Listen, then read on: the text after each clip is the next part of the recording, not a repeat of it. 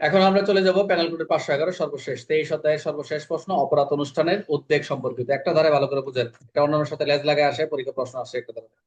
মূলত কথা হচ্ছে অপরাধের চেষ্টা, এটা চেষ্টা করা, অপরাধের চেষ্টা, অপরাধের চেষ্টা, আই রিপিট, অপরাধের চেষ্টা করা। বার বলতেছি যে অপরাধ অনুষ্ঠানের উদ্বেগ, অপরাধ অনুষ্ঠানের উদ্বেগ, বারবার রিপিট করতেছি, অপরাধ অনুষ্ঠানের উদ্বেগ, উদ্বেগ, উদ্বেগ। এই মেন বইয়ে যেটা আপনাদের বলছে যাবজ্জীবন বা কারাদণ্ডে দণ্ডিত অপরাধ সংগঠনের উদ্বেগ। আই রিপিট, একটা হচ্ছে যাবজ্জীবন আর একটা কারাদণ্ড। এই দুটো অপরাধ বা বলছে, এবং যদি সংগঠনকে উদ্বেগ করে চেষ্টা করে, এই চেষ্টা করাটা একটা অপরাধ। অর্থাৎ যে অপরাধের জন্য যাবজ্জীবন কারাদণ্ডের বিধান আছে, যাবজ্জীবন বা কারাদণ্ডের বিধান আছে, সে অপরাধ সম্পূর্ণ না হলেও, মানে যাবজ্জীবন কারাদণ্ডের বিধান আছে কিন্তু সেই অপরাধ যদি সম্পূর্ণ না হয়, যদি তার দিকে যে কাজটা করতেছে, যে অপরাধটা করার দিকে অগ্রসর হচ্ছে, সেই অগ্রসর হওয়ার জন্য কার্যকর পদক্ষেপ নেওয়া হচ্ছে যে আমি ওখানে যাই চুরি করবো, আমি যাচ্ছি, তাহলে সেটি অপরাধের চেষ্টা হলে করতে হবে। শাস্তি হচ্ছে মূল অপরাধের সর্বোচ্চ শাস্তির অর্ধেক পর্যন্ত কারাদণ্ড অথবা জরিমানা। মূল যে শাস্তি থাকবে সর্বোচ্চ শাস্তির অর্ধেক পর্যন্ত জরিমানা বা জরিমানা উভয় হতে পারে।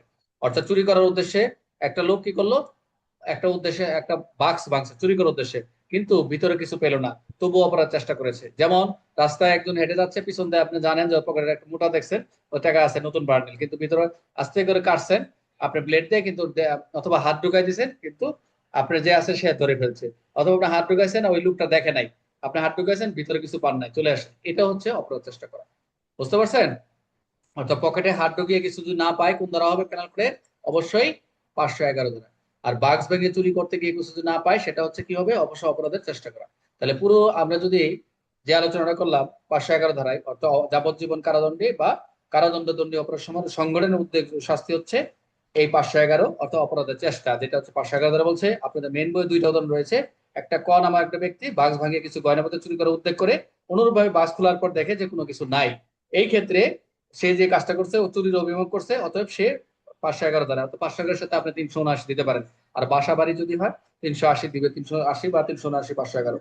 আরটা বলছে যে পকেটে হাত ঢোকায়, পকেট মারা উদ্যোগ করছে কিন্তু পকেটে কিছু না থাকার কারণে সে ব্যর্থতা কাম হয়, এটা ক পড়ে। 379, 511 দিতে পারে, অথবা 356/511।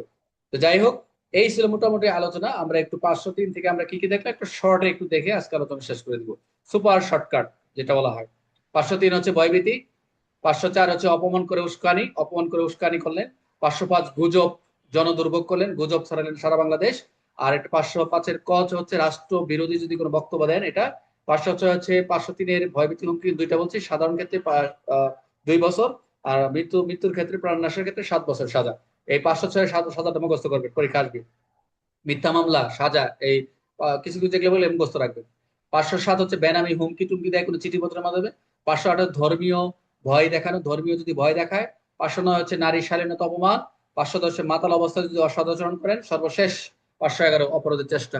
এই ছিল মোটামুটি আলোচনা। আমরা মোটামুটি দীর্ঘ 1 মাস, প্রায় 15 দিন হবে, এর বেশি হওয়ার কথা না, একটু অনেক সময় লেগে গেল মোটামুটি। কারণ হচ্ছে প্রথম দিক থেকে আপনারা যারা এই ক্লাসে লেগেছিলেন পেনাল কোডে, অনেক ধৈর্যের সাথে ছিলেন, আমার সাথে ছিলেন। এর ভিতরে অনেক ক্লাস নিতে পারি নাই, জরুরি পরিস্থিতি, ডিউটি, অনেক কারণ হতে পারে, কিন্তু আপনারা খুব ধৈর্যের সাথে, অনেকে এখানে নতুনরাও আছেন, নতুনরাও জয়েন দিচ্ছেন, হয়তো বা আপনারা এখানে আলোচনা করার কথা না, আপনারা আবার প্রথম থেকে শুনবেন, সমস্যা নাই। তবে সকলকে আমার পক্ষ থেকে এই পুরো পেনাল কোডটা শেষ করেন যারা একে শুরু থেকেই ছিলেন। আমি জানি না আপনাদের কতটুকু বুঝাইতে পারছি, আমি জানি না, আমি জানি বুঝাইতে পারি নাই। আমার কাছে মনে হয়েছে ওদিক থেকে 299 থেকে 511 থেকে মোটামুটি আপনার ভালো বুঝছেন। আর একদম 1 থেকে বা 76 থেকে 298 পর্যন্ত মোটামুটি একটু গ্যাপ আছে। যাই হোক, আমরা এগুলা পরবর্তী আলোচনা করব। আর আজকে আমরা প্যানাল কোড একদম টোটালি একবারেই আহ, সবাই একসাথে যারা একে সর্বশেষ পর্যন্ত ছিলেন, সকলকে আমার মন থেকে ভালোবাসা রইলো। এই ক্লাসটা স্মরণ রেখে, মানে এই ক্লাসটা রেকর্ড তো হয়েছেই আজীবনের জন্য, অর্থাৎ আমরা যতদিন থাকবো আমরা পুলিশে, এবং যতদিন আমরা এই ক্লাসটাও রেকর্ডটাও থাকবে, এবং আমরাও হয়তো রিটায়ার করব, আপনারাও থাকবেন বা আপনারা চলে যাবেন। প্রযুক্তি যতদিন থাকবে অন্তত স্যার, এই প্রযুক্তি। ফেসে, এই ফেসে যারা এখন দেখা যাচ্ছে ভিডিওতে, এটা একটা রেকর্ড করে রাখলাম যাতে সকলকে স্মরণ রাখি। তো আজকের ক্লাস এই পর্যন্ত, আমি ক্লাসে আসতেছি। That's all for today, thank you very much. আমি রেকর্ডটা বন্ধ করে দিচ্ছি। এখন আসেন, কথা বলবে কে? স্যার। হ্যাঁ।